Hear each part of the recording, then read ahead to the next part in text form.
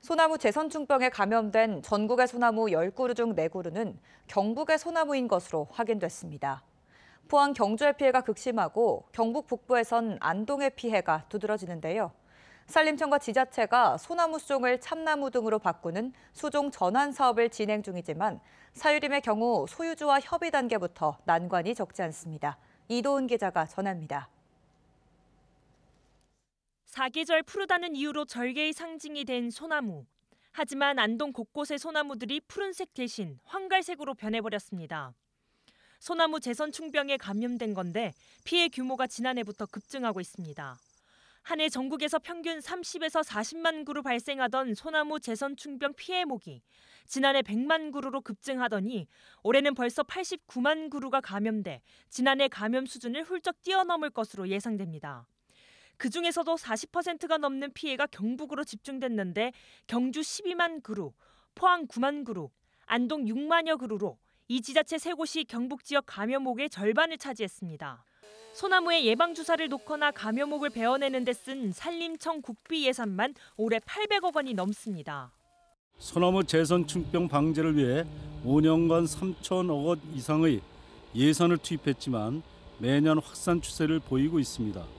기존의 방제 방법으로 소나무 제선충병을 차단하는 것이 가능한지, 방제 예산은 제대로 쓰이고 있는지 이번 국정감사에서 철저히 확인해 보겠습니다.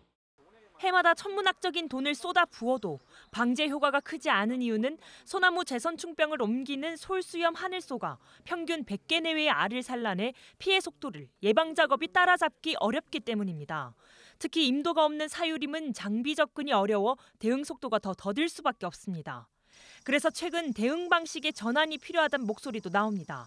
바로 수종을 전환하는 건데 안동을 포함한 전국 15곳에 올 하반기부터 시범 사업을 벌입니다.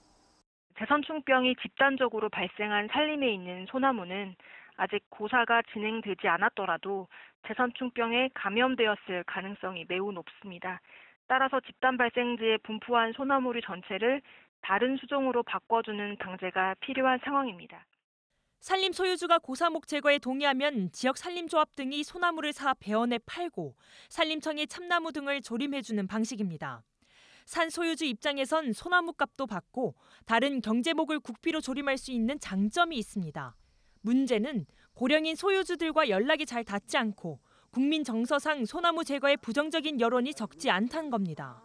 문중 소유의 재선충 사업을 중심으로 지금 하고 있고요. 현재 개개인 산주들과의 연락 체계가 좀 어려운 걸로. 산림청이 지난 9월부터 수종전환 사업 설명회를 열고 있는데 안동에선 오는 모레에 열립니다. 비용 절감과 예방 효과가 크다고 평가받는 수종 전환 사업이 기존 제선충병 방제 사업의 한계를 극복할 수 있을지 주목됩니다. MBC 뉴스 이도은입니다.